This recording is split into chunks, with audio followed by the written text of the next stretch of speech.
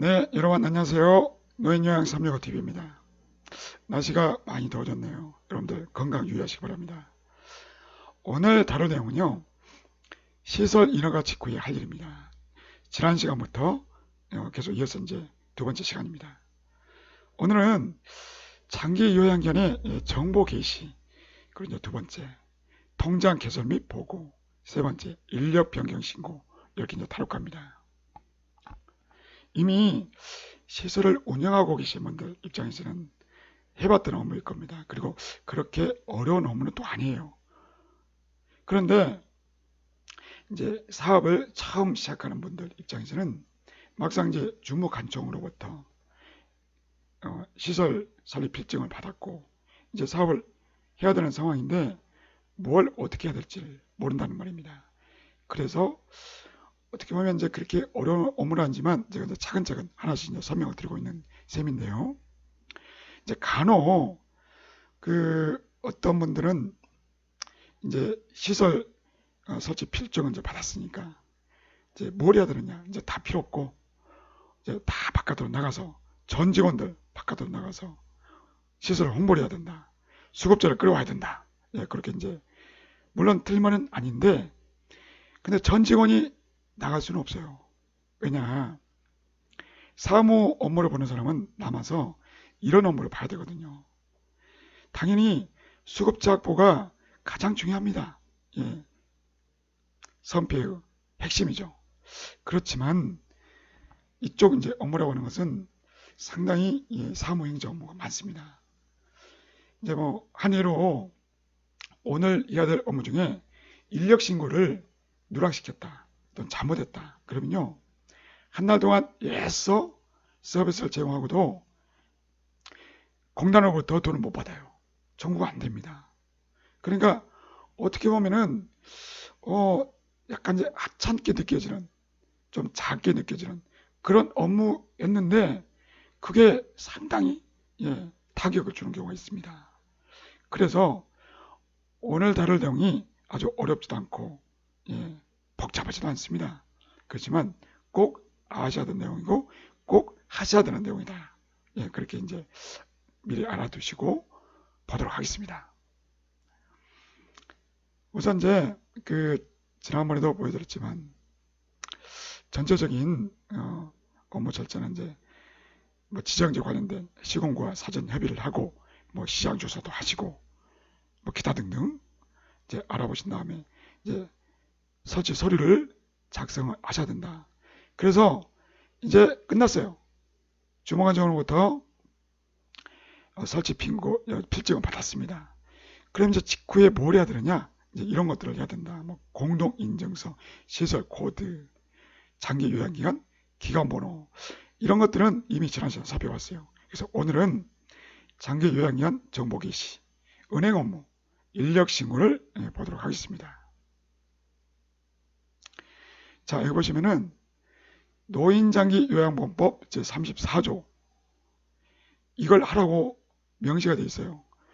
그러니까 장기 요양기간은 지정을 받은 즉시 노인장기 요양보험 홈페이지에 들어가셔가지고 이런 내용들을 입력을 해야 돼요. 입력을. 그러니까 이제 여러분들이 설립하신 그런 시설에 관한 정보를 노인장기 요양보험 홈페이지에다가 게시를 하셔야 됩니다. 여기는 뭐 시설 구조, 또 뭐 설비 상태, 건물 전경 사진 이런 것들입니다. 어렵지 않죠? 또 뭐 주소, 약도, 전화번호, 홈페이지가 만약에 있다면 홈페이지 주소, 그리고 종사자 수, 그리고 또 현재 정원은 몇 명이고 현재 입소한 사람은 몇 명이고 또는 이제 서비스를 제공하고 있는 수급자가 몇 명이고. 근데 이제 어떤 분들은요, 시설을 설립하기 전에 이미 수급자를 확보를 해놓고 시작하는 경우가 있단 말이죠. 그래서 정원과 그리고 현재 서비스 받고 있는 수급자 수를 적는 것입니다. 그리고 이제 급여 종류, 또 이용 계약에 관한 사항, 또 비급여 대상 항목, 또 보험, 그러니까 여기는 이제 전문 직업인 배상 책임 보험, 그러니까 전문 직업인 배상 책임보험은 이제 다음 시간에 설명드릴 겁니다. 하여간에 이런 내용들을 정보를 게시하셔야 돼요. 어디에 들어가야 됩니까? 노인장기 요양보험 홈페이지. 자, 그런데 다른 것들은 어렵지 않는데요. 이 비급여 항목에 대해서 조금 헷갈려 하시는 분들 계셔서 이제 중요한 건 몇 가지만 좀 보도록 하겠습니다. 법에 따르면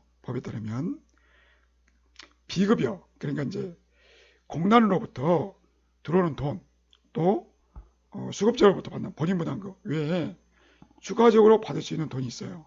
그게 바로 비급여입니다. 비급여. 예컨대 식비가 대표적이죠. 식비. 그리고 그 뭐 이발하고 뭐 이제 이렇게 이제 뭐 그 임용이지 않습니까? 임용 비용. 그리고 상급 침실 있습니다. 상급 침실 사용료. 이런 것들이 될 수가 있고, 또 그 기저귀. 이제 예컨대 노인 요양시설 쪽은 이미 그 수가 안에 기저귀 값이 포함이 되어 있습니다. 그렇지만 죄악안보나 단기보호 같은 경우는 포함이 되지 않았어요. 근데 부득이 기저귀가 필요할 수 있습니다. 그런 경우에는 이제 그 별도로 돈을 내셔야 돼요. 그러니까 이러한 것들이 비급여 항목에 들어갈 수가 있다. 근데 이제 비급여 중에서도 좀 헷갈린 것이 있어요. 첫 번째가 식비인데요. 식비. 우리가 이제 상식적으로 생각해 봤을 때 이제 식비를 받아서 예컨대 요즘은 이제 뭐 한 끼에 2,500원 뭐 요 정도가 이제 평균인 것 같아요. 평균. 2,500원 받고 하루 이제 세 끼니까 대략 한 7,500원, 또 뭐 간식비 포함해서 그러면 한 8,000원 되겠네요. 그러니까 좀 약간 많게 느껴지긴 하는데 많이 올랐더라고요, 요즘. 하여튼 하루에 7, 8,000원 그 정도가 식비예요, 식비. 그러면 한 달로 계산하면 곱하기 30을 해야겠죠. 그럼 그 금액이 꽤 큽니다. 그러니까 입소자 한 명당 거의 뭐 50만 원, 거의 50만 원? 그렇게까지 안 나올 것 같고요. 하여튼 뭐 30만 원, 뭐 그 정도가 될 것 같습니다. 그러면 이제 입소자가 10명이면 300만 원, 뭐 그렇게 되겠죠. 그럼 이제 그 돈 갖고서 시설에서는 어떤 고민을 하겠습니까? 이제 식비를 받아서 당연히 장을 봅니다. 예. 식재료를 사옵니다. 그리고 그것만 갖고는 요리를 할 수가 없죠. 당연히 가스 연결하고 또 수도, 예, 뭡니까? 음식할 때도 필요하고 설거지 할 때도 필요하고 수도세가 또 많이 들 거예요. 또 뭐가 있습니까? 또 조리원이 있어야 요리를 할 거 아닙니까? 그럼 조리원 인건비 줘야겠죠? 뭐 하여튼 음식을 하는데 추가적으로 들어가는 비용들이 은근히 많다. 그러면 이제 수급자로부터 받았던 그 식비 가지고서 그 모든 것들을 다 해결하려고 할 것입니다. 당연히 그런 생각이 드실 거예요. 과거에는 그렇게 했어요. 근데 지금은 안 됩니다, 여러분들. 무슨 말이냐니 식비로 받은 한 끼 2,500원. 그것은 오로지 어떤 용도로만 써야 되냐? 바로 식재료 사는 데만 써야 된다. 라는 소리입니다. 가스비, 수도세, 또 뭐 종사자 인건비 이런 쪽으로 쓰면 안 돼요. 그러면 이걸 어떻게 증명하느냐? 그러니까 마트 가서 또는 뭐 시장에 가서 장을 보지 않습니까? 그러면 영수증이 있잖아요. 그러니까 그 영수증의 합계와 그리고 입소자들로부터 받았던 식비의 합계가 일치해야 됩니다. 일치를 해야 됩니다.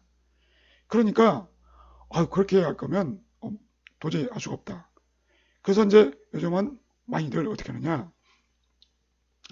조리원을 채용하지도 않아요. 그냥 주방을 사용하지 않습니다. 그래서 그냥 그 위탁업체에다가 맡기는 거죠. 위탁업체에다가 식사 제공할 수 있는 그 위탁업체에 아예 맡겨버린 겁니다. 그게 더 훨씬 싸다. 그러니까 제 생각에도 그게 쌀 것 같아요. 그런데 이제 문제는 뭐냐? 이제 이렇게 배달하는 그 과정에서 음식이 식어요. 그리고 또 대량으로 하다 보니까 맛이 좀 떨어져요.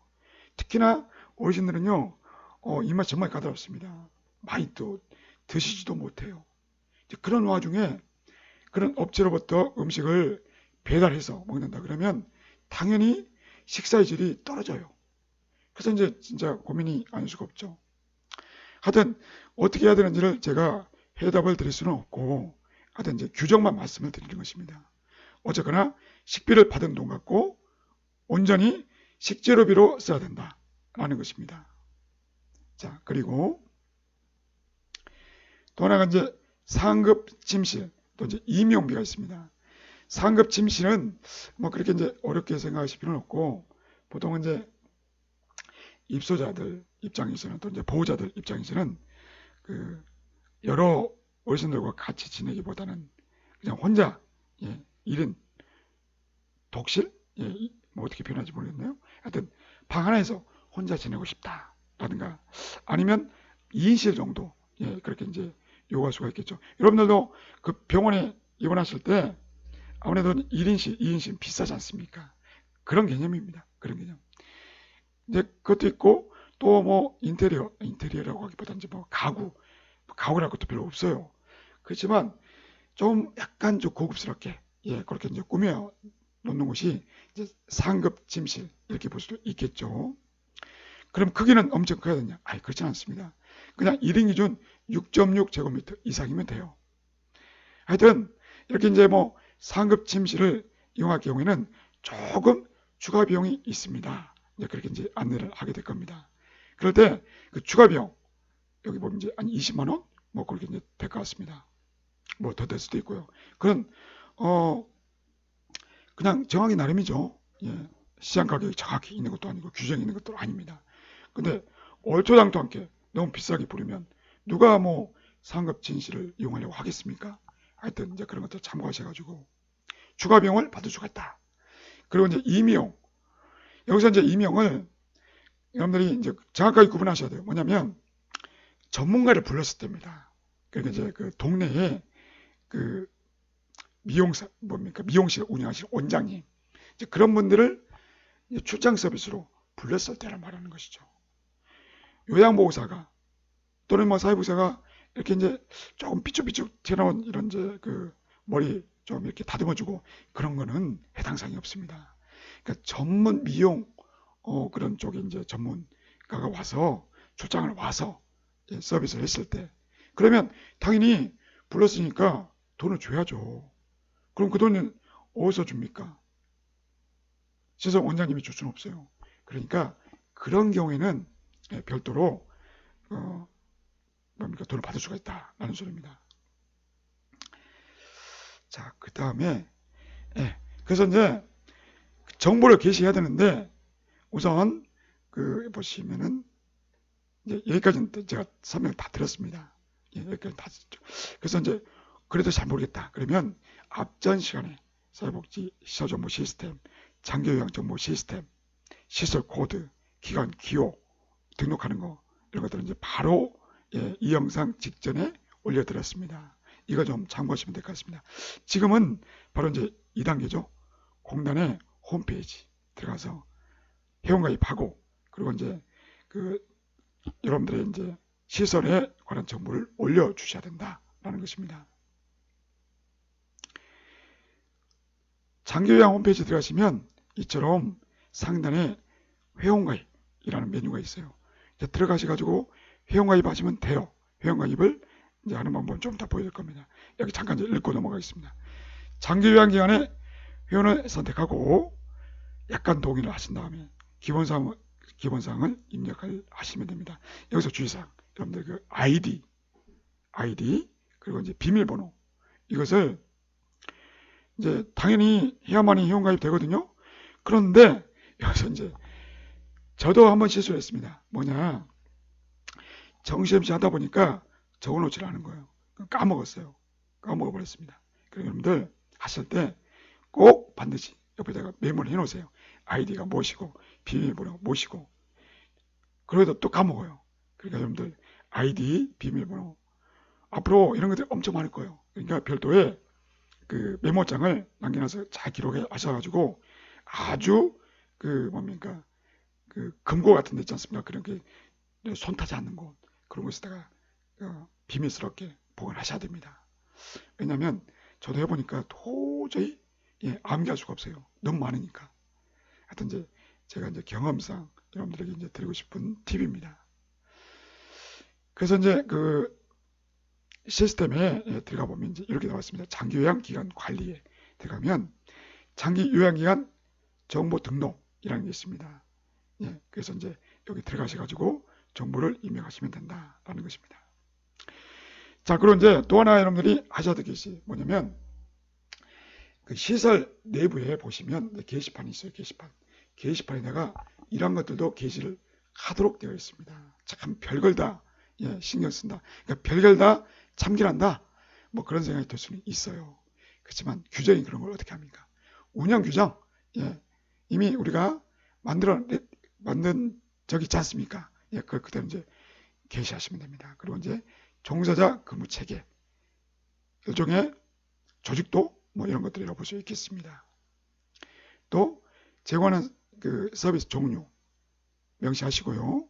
그리고 비급여 항목에 대한 안내사항을 이제 그 게시판에다가 적어 놓으셔야 돼요.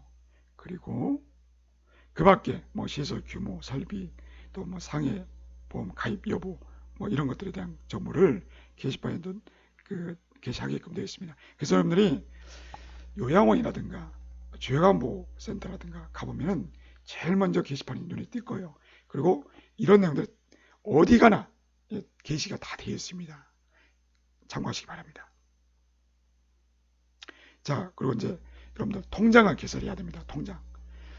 여기서 이제 통장 개설을 할 줄 모르신 분 안 계실 거예요. 근데 주의사항이 있습니다. 주의사항. 뭐냐? 여기 보시면 통장에 이제 예금주 이름이 나오지 않습니까? 근데 여기에 개인 이름을 쓰지 마세요. 뭐 써도 뭐 괜찮습니다. 그렇지만 관리하기 힘들어요. 그래서 여러분들 은행 가셔서 그 대표자 이름으로 하지 마시고 기관 이름으로 꼭 하시기 바랍니다.